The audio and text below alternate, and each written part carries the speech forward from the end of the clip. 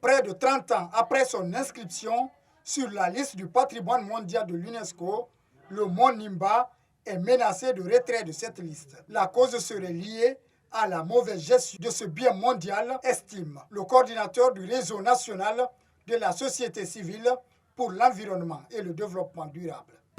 Moi, je pense que c'est une question entière, comme on a dit, la conservation en Guinée. D'abord,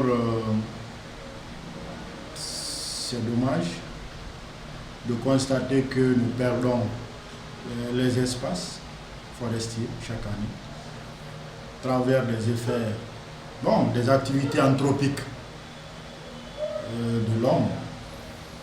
Chaque année, les feux de brousse, les activités culturelles, les mines emportent assez d'espaces forestiers, je dis. Mais au-delà, il y a la biodiversité qui disparaît. C'est que beaucoup de ces réserves ou beaucoup de ces forêts classées n'ont pas de plan de gestion. Ok? Parce que quand vous parlez de la gestion même d'une réserve, c'est son plan de gestion.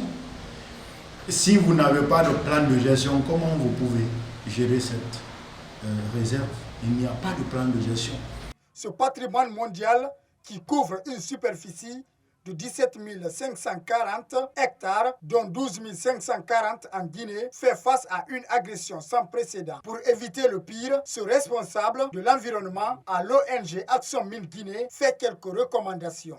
Il faut vraiment que l'État donne des moyens nécessaires aux institutions qui sont chargées de faire le suivi, évaluation des obligations des entreprises qui exploitent nos ressources naturelles en Guinée. Il faut que l'État soit rigoureux dans l'application des textes, des lois. L'autre enjeu, c'est l'enjeu juridique.